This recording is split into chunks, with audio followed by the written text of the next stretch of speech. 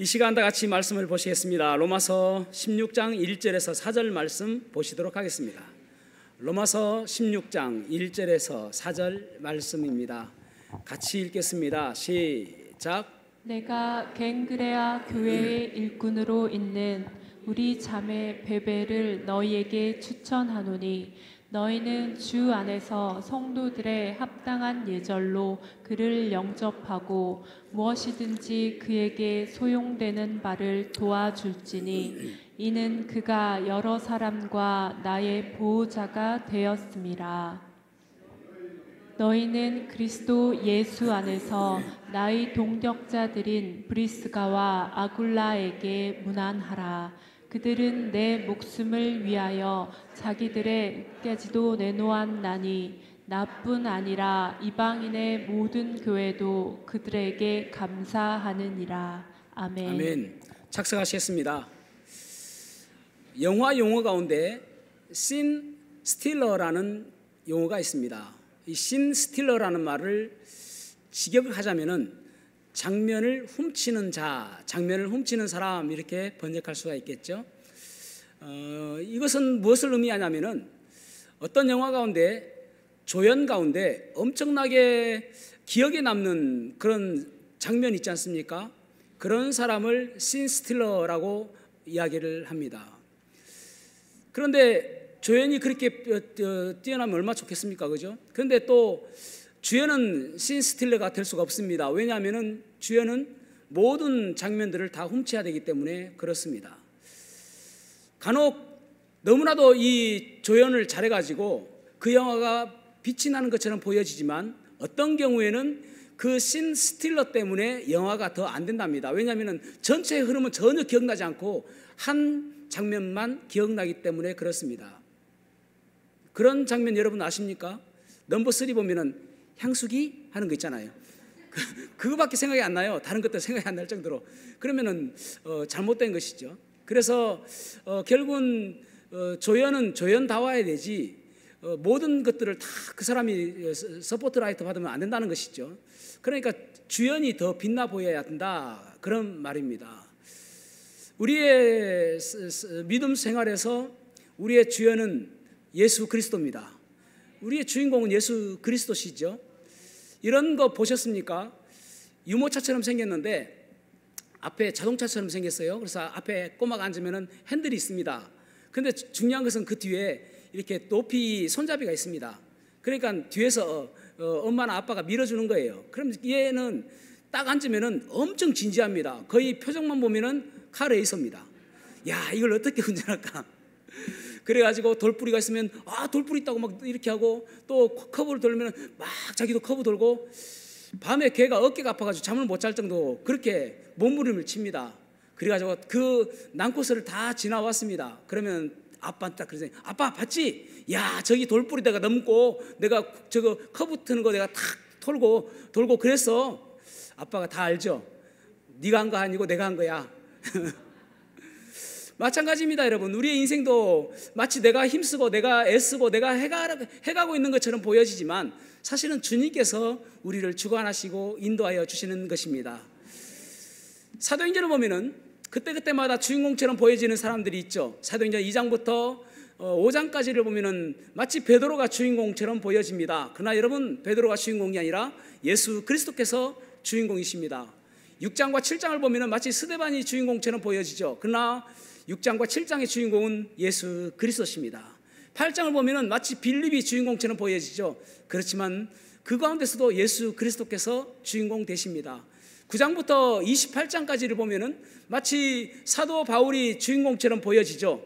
그러나 그 가운데서도 오직 주인공은 예수 그리스도인 것입니다.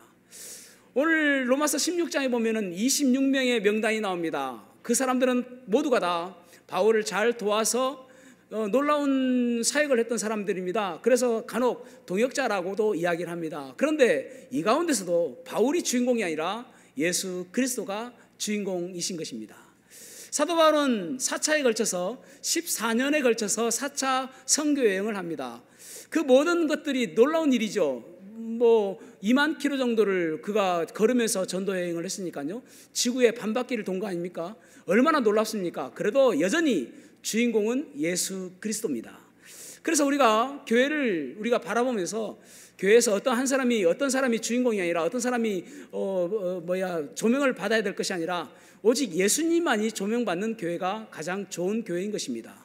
그래서 우리 교회가 한 팀이 되어서 오직 주님만을 높이는, 주님께서 기뻐하시는 그러한 교회가 되었으면 좋겠습니다. 오늘 본문의 말씀을 가지고 우리는 한 팀입니다 라는 제목으로 말씀을 나누겠습니다. 오늘 26명 가운데 4사람만 제가 소개해드리고 싶습니다.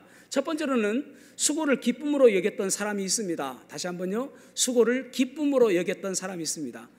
수고를 기쁨으로 여겼던, 헌신과 수고를 기쁨으로 감당했던 사람, 그 사람 이름은 베베입니다. 갱그리아의 베베. 자, 1절과 2절 말씀 같이 읽어보겠습니다. 1절과 2절 시작. 내가 겐그레아 교회의 일꾼으로 있는 우리 자매 베베를 너희에게 추천하노니 너희는 주 안에서 성도들의 합당한 예절로 그를 영접하고 무엇이든지 그에게 소용되는 바를 도와줄지니 이는 그가 여러 사람과 나의 보호자가 되었음이라. 아멘. 아멘. 16장에서 처음으로 등장하는 사람이 베베입니다. 그만큼 바울 사도에게 아주 중요했던 사람이라고 할 수가 있겠죠. 더군다나 여자 자매입니다. 왜 중요한 사람이었는가 하면은 로마서를 바울 사도가 써가지고 로마 교회까지 전달하는 사명을 갖고 살았던 사람입니다. 갱그리아라는 곳은 고린도의 동쪽 지역에 있는 항구 도시입니다. 이곳의 교회의 일꾼이었다라고 말씀하고 있죠.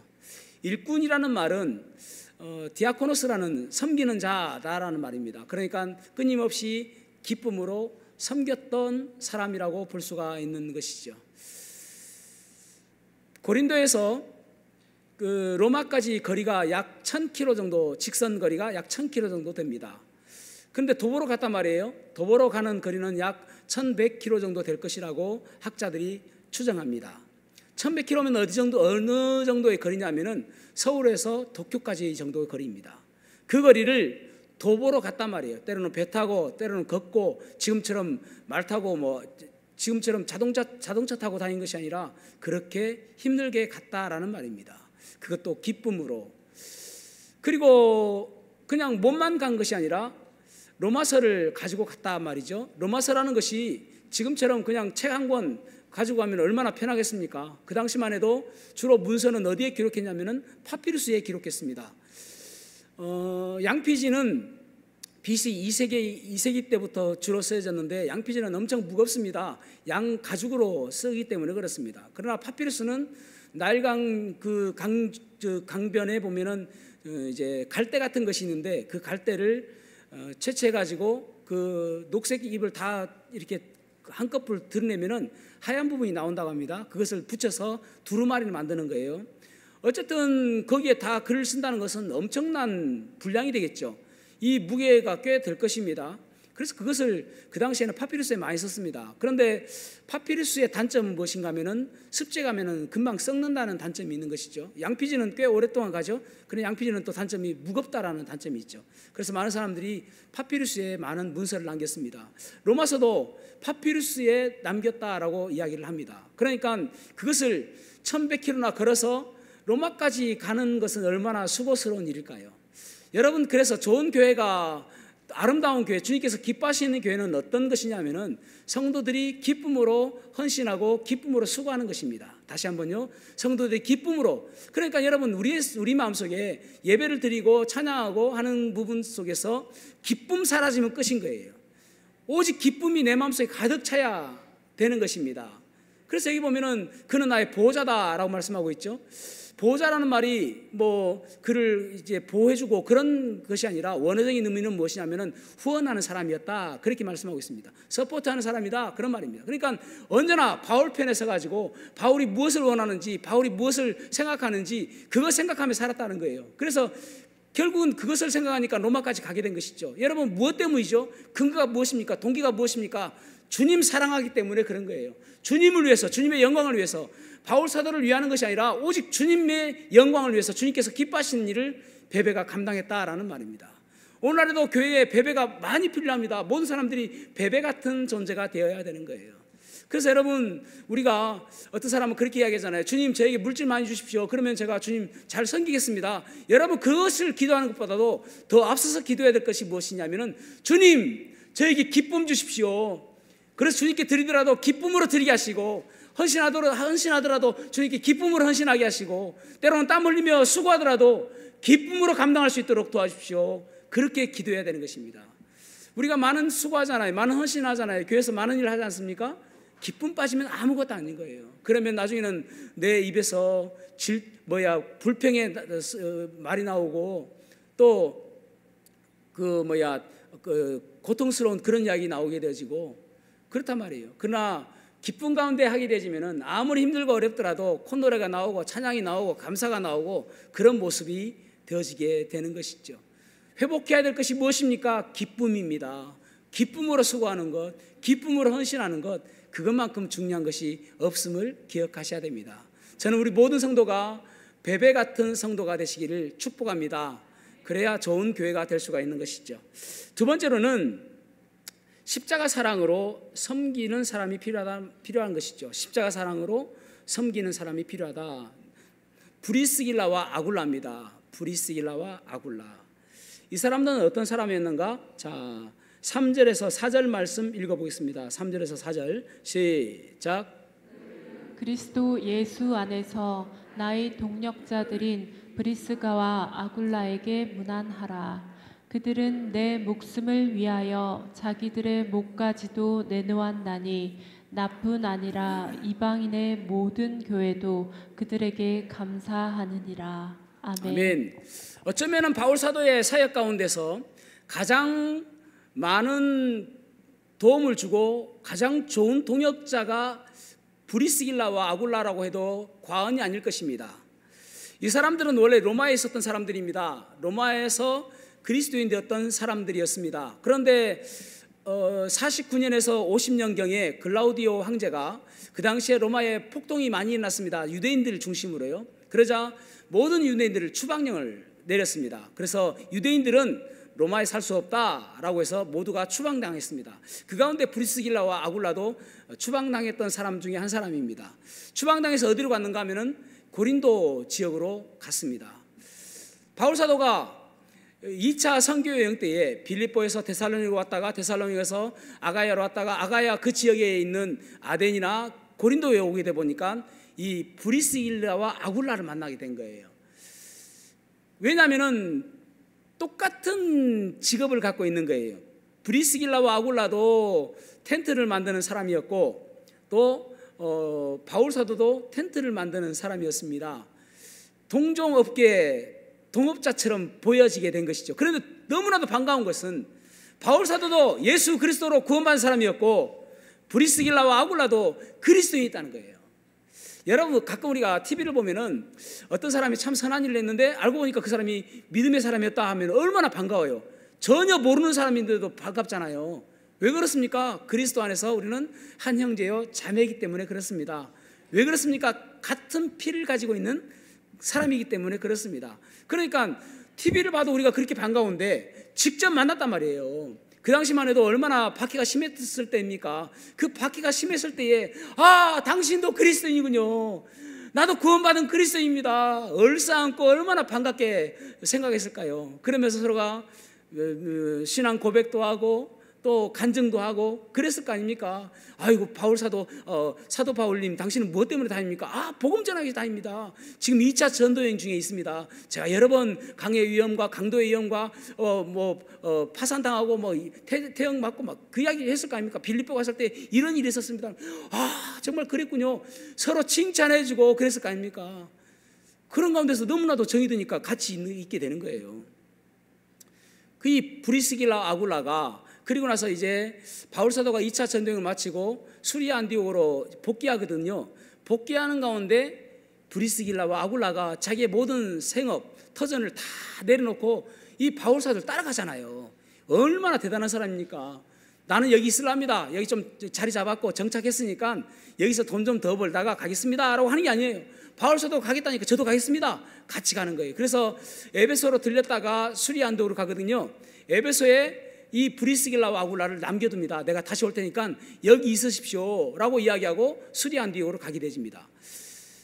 그리고 나서 다시 에베소에 와보니까 거기 있는 거예요. 그런데 에베소에 가니까 브리스길라 아굴라를 누구를 만나냐면은 아볼로를 만나는 거예요. 아볼로를 보니까 이 사람이 요한의 침례밖에 몰라요. 성령의 침례를 몰라요. 그래서 성령의 침례에 대해서 이야기해 줍니다. 그리고 이 아볼로가 그때 깨우침을 받고 고린도로 가서 목사님이 되는 거예요. 그러니까 대단한 사람들이죠.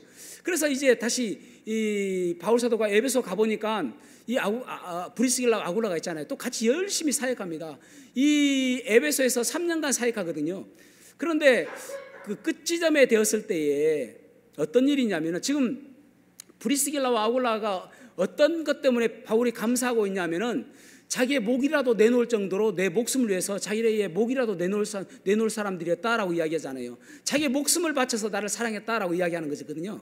그러니까 끝지점 됐을 때에 이제 바울이 이야기하는 것이 무엇입니까? 그 당시에 에베소에서는 아데미 신상을 파는 거, 아데미 신전도 있고 아데미 신상을 만들어서 파는 사람들이 있단 말이에요. 그러니까 이 사람의 손으로 만든 것은 다 우상입니다. 그렇게 이야기하니까 점점 이 신상을 살아가는 사람들이 없는 거예요. 그러니까 밥줄이 끊기게 되는 것이죠. 그래서 은장색, 그 은으로 그 장식품을 만드는 은장색 데메드리오가 폭동을 일으킵니다. 그래가지고 많은 사람들을, 그리스도인들을 이제 폭동을 일으키고 선동해가지고 연극장으로 끌고 가거든요. 그때에 제자들도 막 끌려간단 말입니다. 바울 사도가 가려고 했을 때 막았던 제자들, 그 가운데에 브리스길라와 아굴라가 있었던 것으로 생각하는 거예요. 그러니까 브리스길라와 아굴라가 언제 바울 사도를 살려줬는가? 그때 에베소에서 그때 만났단 말이에요. 그러니까 자기가 목숨을 위험할 수도 있는데도 불구하고 바울들을 가지 말라고 말리는 그 일을 했다라고 보는 것입니다. 그래서 이 사람들은 나를 위해서 목도 내놓을 정도로 그렇게 목숨을 아끼지 않았던 사람이다라는 거예요. 여러분, 진정한 사랑은 말로 하는 게 아닙니다. 진정한 사랑은 몸으로 표현하는 것입니다. 딸을 향한 아버지의 사랑을 한번 보시도록 하겠습니다. 영상을 한번 하나 보시도록 하겠습니다. 수술을 빨리 해달라는 보호자. 내가 내 새끼한테 내 간 주겠다는데 당신들이 뭔 상관입니까? 아버님, 솔직하게 말씀을 드리면 아버님 나이가 많으셔서 원칙적으로는 수술 자체가 어려운 상황이에요. 근데 검사는 최악의 경우를 대비해서 해본 건데 지방간이 너무 많아요. 이후 딸의 상황은 급격하게 안 좋아지는데 보호자는 보이지 않고. 상태가 정말 안 좋네요. 혹시 아버님 주소 있어요? 어머, 오셨어. 그때 환자의 보호자가 생각지도 못한 모습으로 나타났는데. 같은 분 맞으세요? 네, 선생님. 저 7kg 뺐습니다.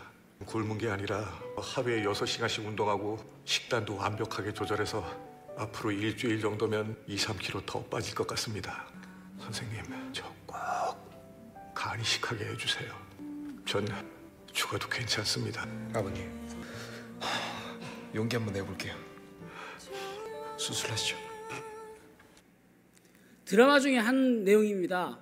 아버지가 아들에게 간 이식 수술을 해줘야 되는데 아버지가 지방간도 많고 그리고 나이도 많고 건강이 좋지 않기 때문에 의사가 만류합니다. 안 됩니다. 아버지도 죽습니다 라고 이야기합니다. 그리고 그렇게 해봤자 별 도움이 안 됩니다 라고 이야기합니다. 그리고 그 아버지가 가서 열심히 운동하는 거예요. 술도 끊고 담배도 끊고 그리고 헬스장도 끊고 헬스장도 등록하고 그리고 체질 개선하고 해서 7kg를 뺏어온 거예요. 이제는 딸이 거의 죽을 정도가 됐습니다. 지금 이식하지 않으면 죽을 때가 된 거예요. 그런데도 아버지가 그동안 그렇게 열심히 해서 딸에게 나타난 거예요. 이제는 되지 않겠습니까? 제 간을 우리 딸에게 좀 주십시오. 내 목숨 정도는 버려도 괜찮습니다. 내 딸을 위해서 내가 이 간을 주고 싶습니다 라고 하는 거예요. 여러분, 이것이 진정한 부모의 사랑이고 사랑이죠. 딸을 살리기 위해서 그렇게, 여러분 대부분 부모들도 자식들 사랑합니다. 그렇지 않습니까? 자식들 안 사랑하는 부모가 어디 있습니까?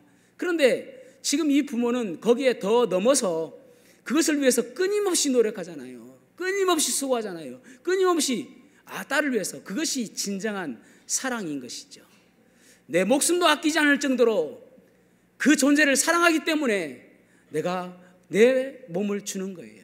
여러분, 우리가 교회라는 것은 참 사랑의 공동체라고 얼마나 많이 이야기합니까? 그렇다면 그 사람을 위해서 내가 어느 정도 헌신할 수 있는가, 수고할 수 있는가, 그것이 진정한 사랑을 볼 수 있는 것이죠. 주님께서도 우리에게 말로 사랑한다고 이야기하지 않습니다. 내가 너를 사랑한다 끊임없이 이야기하지만 그것으로 그치지 않잖아요. 로마서 5장 8절의 말씀에 보면 우리가 아직 죄인 되었을 때에, 우리가 아직 원수예요, 아직 죄인이에요. 그럼에도 불구하고 우리가 아직 죄인 되었을 때에 그리스도께서 우리를 위하여 죽으심으로 하나님께서 우리에게 대한 자기의 사랑을 확증하셨느니라. 그 사랑이 진정한 사랑이죠. 하나님이 세상을 이처럼 사랑하사 독생자를 주셨으니 이는 그를 믿는 자마다 멸망하지 않고 영생을 얻게 하려 하심이니라. 하나님께서 우리를 사랑하셨어요. 세상을 사랑하셨어요. 얼마만큼요? 독생자들 예수 그리스도를 주시기까지 사랑했다라는 거예요. 그것이 진정한 사랑이죠. 그러니까 결국은 우리가 사랑한다라고 이야기하면은 말로만 하는 것이 아니라 표현하는 것이 필요하다라는 말입니다. 몸으로 표현하는 사랑, 그것이 진정한 사랑이라고 할 수가 있는 것이죠. 바로 브리스길라와 아굴라는 그런 사람이었다라는 거예요. 정말 바울 사도를 위해서 그렇게 했던, 무엇을 위해 그렇습니까? 무엇을 위해서 그렇게 했을까요? 예수 그리스도를 위하여 한 거예요. 여러분, 모든 위대한 믿음의 사람들의 동기는 무엇인가 하면은 예수 그리스도를 위하여입니다. 주님의 기쁨을 위하여입니다. 설령 내가 좀 하기 싫고 설령 내 마음에는 맞지 않다 할지라도 무엇을 위해서요? 주님을 위해서, 주님의 기쁨을 위해서 살아가는 삶이 진정한 삶인 것입니다. 나에게 1000개의 목숨이 있다면 모두 조선을 위해서 바치겠습니다 라고 했던 선교사가 있습니다. 루비 캔드릭이라는 선교사입니다.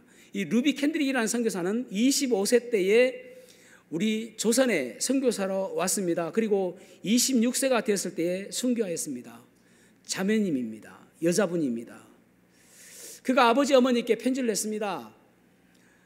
조선과 그리고 조선 사람들과 조선 사람들을 위해서 섬기는 선교사님들에 대해서 쓴 편지였습니다.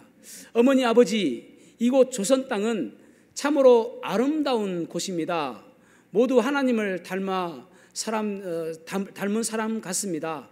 선한 마음과 복음에 대한 열정으로 보아 이곳은 멀지 않아 많은 예수님 믿는 사람들이 넘쳐날 것 같습니다. 그렇게 이야기합니다. 저는 복음을 듣기 위해서 20km를 맨발로 걸어오는 아이들을 보면은 그 안에 하나님의 사랑 때문에 제가 더 큰 위로를 받습니다. 한편에서는 탄압과 또 점점 심해지고 있는 핍박이 점점 심해지고 있습니다. 그저께는 예수님을 영접한 지 일주일도 채 되지 않은 3-4명이 끌려가서 순교했고, 토마스 선교사님도 순교했고 제임스 선교사님도 순교했습니다. 선교본부에서는 우리 보고 철수하라고 하지만 저희들은 이곳에 있습니다. 그리고 저희들 모두가 다 구원받은 사람들과 함께 지하에 숨어서 예배를 드리고 있습니다. 아마도 여기 있는 모든 사람들이 순교도 감수하고 있는 것 같습니다. 외국인을 죽이고 기독교를 증오한다는 소문 때문에 부두에서 저를 끝까지 만류했던 어머니의 얼굴이 제 눈앞에 어른거립니다. 어머니, 아버지, 어쩌면 이 편지가 마지막 편지일지 모르겠습니다. 그러나 저는 이곳에 있는 이것이 저의 열정이 아니라 하나님의 열정임을 믿습니다. 제 목숨이 만약 1000개라도 저는 조선에 심장을 묻겠습니다. 이렇게 글을 보낸 거예요. 그런 사람이 있었기 때문에 지금 우리가 자유스럽게 주님을 나의 주님이라고 고백하며 살아가고 있는 것이죠. 희생 없는 아름다움은 없습니다. 희생 없는 그 결과는 없다라는 것이죠. 누군가가 희생했기 때문에 아름다운 결과를 보게 된 것입니다. 그런 브리스길라와 아굴라 같은 존재가 지금은 필요한 것입니다. 무엇을 위해서요? 그리스도의 영광을 위해서, 그리스도의 기쁨을 위해서 브리스길라와 아굴라가 되시는 저와 여러분이 되기를 축복합니다. 마지막 세 번째로는 엄마의 마음을 가진 사람이 있습니다. 엄마의 마음을 가져야 됩니다. 로마서 16장 13절 말씀 읽어보겠습니다. 시작. 택하심을 입은 루포와 그의 어머니에게 문안하라. 그의 어머니는 곧 내 어머니니라. 아멘. 아멘. 루포의 어머니는 곧 내 어머니다 라고 말씀하고 있습니다. 루포라는 사람은 마태, 마가, 누가복음에 기록되어 있습니다. 그런데 좀 더 자세하게 기록되어 있는 곳이 마가복음 15장 21절입니다. 자, 마가복음 15장 21절 말씀도 읽어보겠습니다. 시작. 마침 알렉산더와 루포의 아버지인 구레네 사람 시몬이 시골로부터 와서 지나가는데 그들이 그를 억지로 같이 가게 하여 예수의 십자가를 지우고. 아멘. 아멘. 예수님께서 골고다 언덕까지 가시는 그 십자가 길에 너무나도 많은 고문을 당했기 때문에 그 십자가 무게를 감당하기 어려운 것입니다. 그래서 가는 중에 계속 쓰러지는 거예요. 빨리 가야 처형할 텐데 그것을 못하니까 그 길가에 구경 나온 사람 가운데 한 사람을 지목합니다. 저 사람이면 잘 지고 가겠구나 싶어서 지목한 사람이 구레네 사람 시몬이라는 사람입니다. 그래서 그 사람에게 억지로 십자가를 지고 가게 하는 것이죠. 이 시몬이 루포와 알렉산더의 아버지다라고 말씀하고 있고, 그리고 그 시몬의 어머니가 루포의 어머니인 것이죠. 그런데 바울은 지금 그 어머니를 내 어머니다라고 이야기합니다. 여러분, 우리가 뉘앙스가 어머니라는 뉘앙스는 조금은 다른 거예요. 그런데 사실은 그런 의미보다는 루포의 어머니가 내 엄마다라고 하는 의미가 더 맞습니다. 다시 한번요. 루포의 어머니가 내 엄마다라는 거예요. 여러분, 엄마는 어떤 존재입니까? 엄마는 참 아들이 아무 때나 가도 반겨 맞아주고 또 항상 내 편이 되어주고 슬플 때는 격려해주고 위로해주고 눈물 닦아주고 한없이 울어도 아무런 부끄러움이 없는 곳, 고향 같은 곳, 그분이 어머니시잖아요. 어머니만 생각하면 얼마나 우리가 눈물이 아른아른거립니까? 그분이 어머니시잖아요. 제가 논산훈련소에 입소했습니다. 군대 갈 때에. 거기 가면은 훈련 과정들이 있습니다. 뭐 각개전투도 있고요, 행군도 있고요, 여러 가지 있는 가운데 하나가 무엇이냐면은 가스실에 들어가는 것입니다. 방독면을 쓰는 것들을 이제 훈련하는 것이죠. 방독면을 쓰고 가스실에 들어갑니다. 그러면은 시키는 것이 무엇이냐면은 방독면을 다 벗습니다. 그러면은 부르자는 웁니다 노래를 부르라고 이야기해요. 불러봐도 못 오실 어머니는, 그러면은요 다들 막 눈물이 범벅이 됩니다. 눈물 콧물 다 흘리고 막 그렇습니다. 숨은 지금 가빠오고 숨도 못 쉴 정도로 그 가스 때문에. 그런데 그때 이제 방독면 써 이랍니다. 방독면 쓰고 그러면 나가 막 나와가지고 방독면을 탁 벗으면은 상쾌한 공기 때문에 이제 숨 쉴 수가 있는 것이죠. 어머니라는 존재는 그런 것 같아요. 지금은 폐지됐지만은 예전에 우정의 무대라는 프로가 있었죠. 엄마가 보고플 때 엄마 사진 꺼내놓고 엄마 얼굴 보고 나니 눈물이 납니다. 어머니, 내 어머니, 사랑하는 내 어머니, 보고도 싶어요, 울어도 싶어요, 사랑하는 내 어머니. 여러분, 이 뒤에는 여러분의 어머니가 앉아 계십니다. 다 같이 우리 어머니 한번 불러보시죠. 어머니. 그러면은요 그 장병들 모두가 다 눈물을 흘립니다. 그때 눈물 안 흘리는 인간은 인간도 아닌 거예요.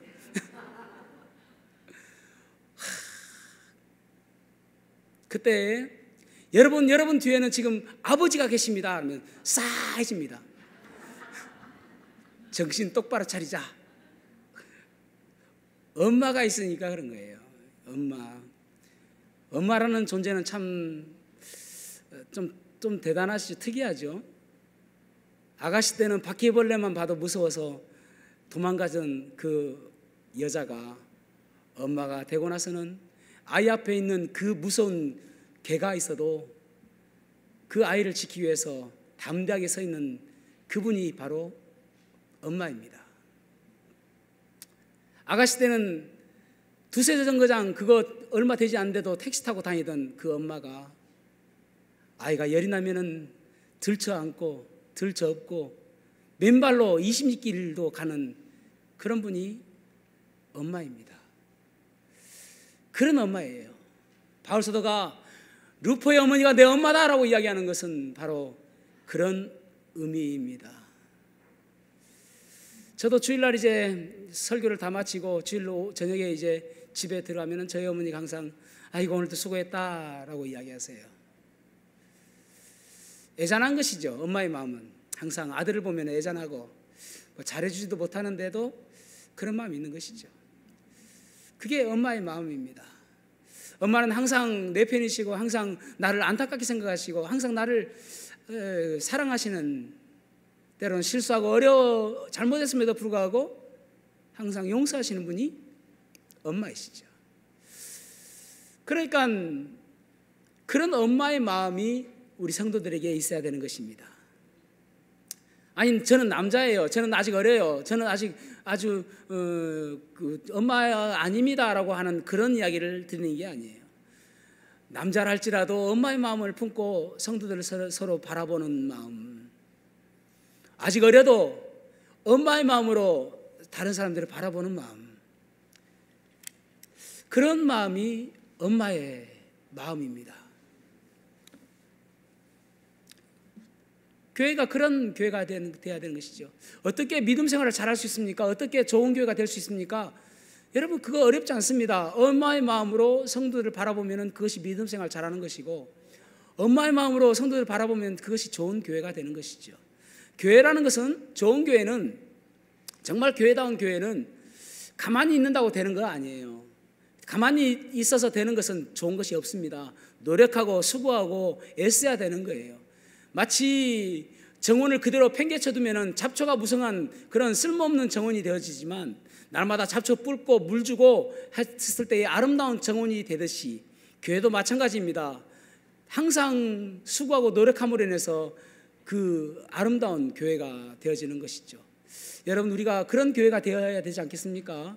마지막 때가 돼갈수록 사랑이 사라지고 자기만 사랑한다고 이야기하지 않습니까?